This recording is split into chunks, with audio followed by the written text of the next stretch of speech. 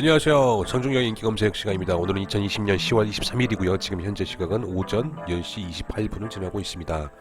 해외 증시부터 보시면요. 빨간색입니다. 많은 큰 폭의 상승은 아니지만 다우산업 0.54%, 나스닥 0.19%, S&P 0.52% 정도의 소폭 상승을 보이고 있고요. 자, 유럽은 이제 보합세라고 볼 수가 있겠네요. 그러나 진폭이 크진 않습니다. 그래서 자, 왜 미국의 소폭이라도 상승이 일어나느냐 보시면 뻔하지 않겠습니까? 경기 부양책 잘 될 것 같다라고 누가 말을 흘렸겠죠 예. 그래서 보시면 낸시 펠로시 의장이 여기서 뭐라고 또 입을 털었죠. 협상에 진전이 있고 양측 모두 합의를 원한다고 믿는다. 자, 이제 얘네들 말은 뭐라고 해도 그냥 귓등으로 흘려 들으시면 됩니다. 이것 때문에 주가가 올랐다고 저는 생각하지 않아요. 그냥 오르고 싶으면 오르는 거고요. 내리고 싶으면 내리는 겁니다. 다만 오늘 저녁, 그러니까 미국 시간으로는 10월 22일인데요. 오늘 저녁에 요거는 조금 트럼프하고 바이든이 오늘 대선 토론이 마지막으로 있다고 합니다. 그래서 이분이 바이든이고요. 이분이 트럼프인데요. 이 마지막 대선 토론에서 이제 뭔가 큰 거를 터뜨리지 않겠습니까? 트럼프 할아버지가, 이 양반이. 그래서 생방송으로 진행이 된다고 하죠. 근데 이 양반이 토론 태도라고 해야 되나요? 그게 굉장히 안 좋다고 합니다. 중간에 말하면 끼어들고 원래 이 양반이 연예인 했던 사람이라서, 이 양반은 이제 주로 공직 생활 했던 분이고, 그래서 아들 문제도 있고 해가지고 막 거기에 대해서 공격을 하지 않을까. 그래서 지상 최대 정치 쇼라고 불리죠. 여기서 이제 만약에 이제 대선 토론 대결하는 형식에서 트럼프가 이제 엄청 선전을 해요. 해가지고 현재로서는 바이든이 여론조사상 우위인데 트럼프가 선전을 해가지고 만약에 트럼프 쪽으로 막 이제 좀 쏠리게 되면 그럼 이제 대선이 또 다시 불확실성이 시작되는 거고, 증시 입장에서는 조금 어려울 수도 있다. 그런 내용이 되겠습니다. 그래서 보시면 여기도 또 나와 있죠. 토론 이후 기움증권 연구원이죠. 서상윤 연구원이 말했습니다. 토론 이후 두 후보 간 간극이 축소된다면 대선 이후 트럼프의 불복 선언을 할 수도 있다. 그래도 트럼프가 진다라고 생각하는 것 같아요. 그리고 혹시나 트럼프가 이길 수도 있으니까요. 그래서 이런 내용들이 나오고 있습니다.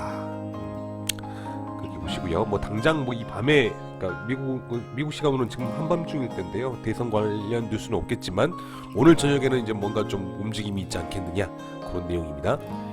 그렇게 보시고요. 외환브리핑 잠깐 보시면요. 위안화가 강세가 되면 우리나라 돈도 덩달아서 강세가 돼요. 왜냐면 중국 경제와 우리나라 경제가 면밀히 연결돼 있다라고 보는 거죠. 그래서 위안화가 강세되니까 우리나라 원화도 강세가 돼서 환율이 낮아지죠. 그래서 외국인들이 증시에 좀 들어옵니다. 그런데 이제 중국 정부에서 자국 통화의 강세를 지켜보고만 있진 않죠. 그래서 당국 개입을 합니다. 그러면 이제 강세가 조금 완화가 되면 이제 다시 원달러 환율이 오르죠. 그래서 이제 당국 개입이 경계감이 들면 환율이 좀 오르는 것이고요. 그래서 오늘은 이제 환율이 좀 올랐습니다. 예. 그래서 올라서 아마 외국인들이 대량으로 사거나 주식을 사거나 그러지 않을 것이다 라는 내용이고요. 자, 그 다음에 여기 이제 미국 부양책 협상은 이제 아까 말씀드렸었고요. 그 다음에 소매 판매나 이런 것들은 지수가 괜찮았다고 합니다. 예. 그렇게 보시고 또 이 내용도 재밌는데요. 중국이 이제 경제 지표가 지금 빠르게 회복이 되고 있습니다. 전 세계에서 가장 빠르게 회복이 되고 있어요. 그래서 보시면 중국은 이제 사실은 자원이 풍부한 나라가 아닙니다. 중국의 제조업이 빠르게 회복이 된다는 것은 전 세계에서 중국의 원자재를 파는 회사들이 회사라기보다 원자재를 파는 나라들이 수혜를 입는 거죠. 이 내용입니다. 원자재 수입 증가로 인해서 브라질이 수혜를 받을 것이다라는 내용입니다. 그래서 내용이 다 그겁니다. 예. 중국 경제 지표가 호조가 되고 많이 생산을 많이 하다 보니까 브라질이 경기가 호조되고 브라질이 그 수혜를 입는다. 그런 내용이죠. 그 다음에 경기가 회복이 되면 장기물 금리가 오르게 됩니다.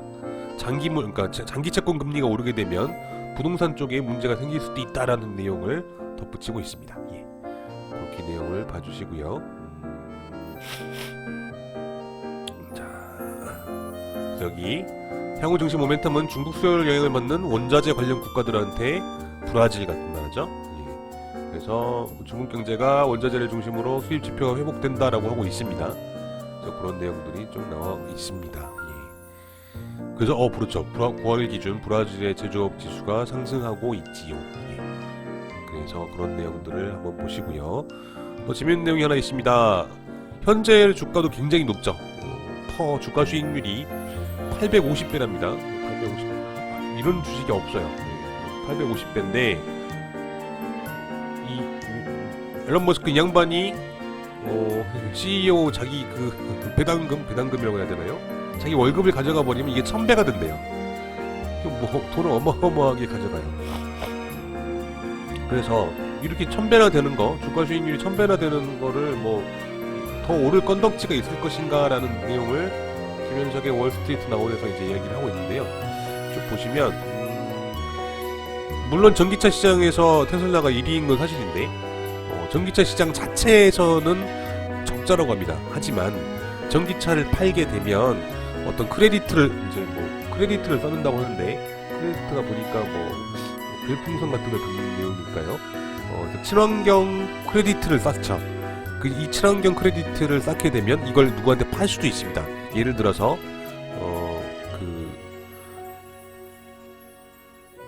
자동차 회사들 중에서 디젤 엔진 쓰는 회사, 요런 디젤 엔진 자동차를 만드는 회사들은 친환경 제품이 아니니까 그런 친환경 제품을 만들어서 파는 크레디트를 사야 돼요.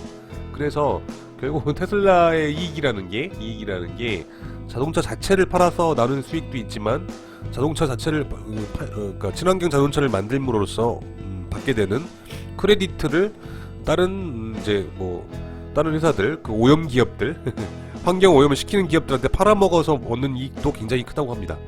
그거를 빼고 나면 실제적으로는 전기차 자체로는 적자라고 해요. 예. 그래서 근데 나중에 되면 이제 그런 지금 현대자동차도 그렇고 다른 벤츠도 그렇고 다른 회사들도 내연기관은 안 만들고 전기차를 만드니까 그런 어떤 크레디트를 파는 수입은 적어지지 않겠느냐 이런 것들이고요. 네. 그리고 전기차를 이렇게 많이 팔 계획인데 그러면 전기를 어떻게 생산할 것인가? 지금 우리나라도 그렇지만 원자력 발전도 안 하고 있고요. 그런데 발전에 대한 연구도 있어야 될 것이라고 보입니다. 그래서 사실은 이제 테슬라 그룹 내에 그러니까 친환경 발전에 대한 회사도 있습니다. 예. 그런 내용이고요. 실적은 굉장히 좋지만 주가가 실적에 비해 너무 높다. 그런 내용들이 좀 나와 있습니다. 자, 여기 나와 있죠. 여기 나온 얘기예요. 월가에서 두 가지 어려움을 지적하는데 자동차는 애국적 상품이기 때문에 테슬라가 2천만 대를 팔게 되면 현대도 망하고 벤츠도 망하고 다 망하는 거죠. 그래서 그렇게는 못 팔 것이라는 얘기입니다. 두 번째, 전기차니까 전기가 있어야 되겠는데 그러면서 원자력 발전소, 천연가스 발전소를 폐쇄하면 이게 이율 배반이라는 거죠. 예. 그런 내용들이 나와 있습니다. 예. 그래서 해외 증시 같은 경우는 지금 조용히 기다리고 있는 것 같아요. 트럼프하고 바이든의 대선 결과를 기다리고 있고, 그 중에서도 이제 오늘 저녁에 있을 그 대선 토론 그 결과가 중요할 것 같습니다. 자, 그렇게 보시고요. 우리나라도 엄청 큰 변동은 있지 않습니다. 0.28%, 코스닥은 0.83% 정도 하락을 하고 있고요. 말씀드린 대로 외국인이 조금 팔고 있습니다. 코스피, 코스닥 모두 개인이 사고 있죠. 자, 그렇게 보시면 될 것 같고요. 인기 검색 종목을 보시면요. 파미셀, 현대차, 녹십자, 빅히트, 삼성전자, 맥스로텍, 카카오, 진원생명과, 신풍제약, 센트리온 이런 종목들이 인기 검색 종목에 올랐고요. 오늘은 옴니 시스템에 대해 알아보도록 하겠습니다. 오늘은 16.6% 오르고 있죠. 차트를 잠깐 보시면 코로나 때 1075원이었다가 지금 3배를 회복을 했고요. 이제 과거 고점을 향해 달려가고 있습니다. 예, 그런 상태고요. 자, 옴니 시스템은 어떤 회사인지 좀 알아볼 필요가 있는데요. 옴니 시스템은 기업 계열을 보시면 굉장히 어려운 말이 나와 있습니다. 이걸 이제 자세히 그 공시를 읽어봤더니요. 자, 공시를 읽어봤더니 이 회사는 여기 사업 내용을 보시면요. 자, 정기 검침 아시죠? 옛날에는 그 한전에서 직원들이 검침을 하러 돌아다녔습니다. 요즘도 하고 있는데요. 이 검침을 원격으로 해버립니다. 그래서 검침 직원이 필요가 없게 된 거고요. 그렇기 때문에 굉장히 정확하고, 그 다음에 검침 직원의 인건비도 덜 들고, 예, 그런 이제 원격 검침을 하는 그런 걸 만드는 회사고요. 또 하나 뭐 조명도 만들고, LED 조명도 만들고, 그 다음에 신용카드도 만듭니다. 그래서 크게 원격 검침 관련, 그 다음에 조명 관련, 그 다음에 신용카드 관련 이런 건데, 결국 아무래도 그 신용카드나 뭐 조명보다는 아무래도 그 전기 관련, 원격 검침 관련한 그런 그런 사업이 주를 이룰 것 같고요. 이 원격 검침은 요즘은 이제 고등학교 교과서에도 나옵니다. 스마트 그리드라 그래가지고 순간순간의 전력의 수요를 파악하는 게 한전 입장에서 굉장히 중요합니다. 왜냐하면 전기라는 것이 딱 그 저장해, 그러니까 마치 우리 그 핸드폰 충전하듯이 충전시켜놨다가 필요한 곳에다 주는 형태라기보다는 그때 필요한 곳에 전기를 효율적으로 배분하는 것 자체가 굉장히 중요하다고 해요. 예, 그게 이제 스마트 그리드라고 하는데요. 그 스마트 그리드에 가장 거기에 관련된 사업을 하는 것이 바로 그 옴니 시스템이라고 볼 수가 있겠습니다. 그래서 예를 들어 건설 경기가 올라가서 새로운 도시를 건설한다거나, 그러면 이제 그 도시의 전력에 대해서 이제 검침이나 이런 작업들을 우리 옴니 시스템이 하는 것이죠. 예. 근데 이제 최근에는 ESS라 그래가지고 여기 보시면 최근에 ESS에 대한 내용이 나왔는데요. 여기 나왔죠? 한국 동서발전과 ESS는 그 전기를 쌀 때, 그러니까 전기를 그러니까 저장을 아까 이제 저장을 많이 안 한다고 그러는데, 저장하기도 합니다. 저장을 했다가 필요한 데 또 공급하는 그런 시스템을 ESS 시스템이라 그러는데요.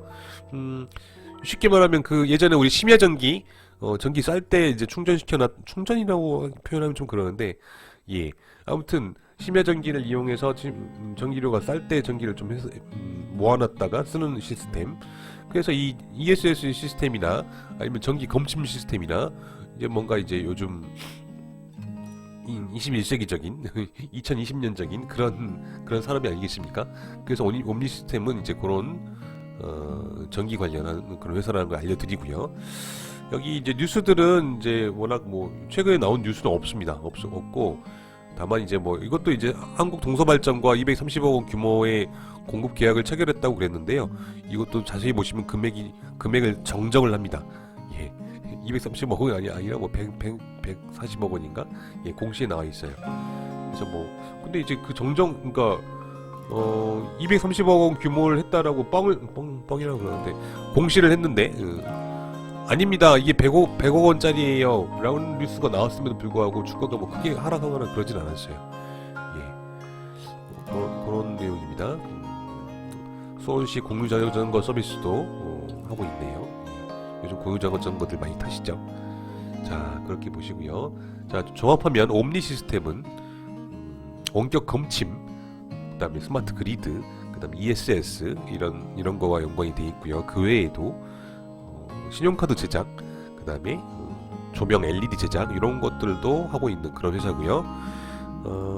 최근에 많이 이제 올라서 거의 코로나 전점에 비해 한 3배 정도 오른 거고, 역사적 고점에 다가가고 있는 그런 상태가 되겠습니다.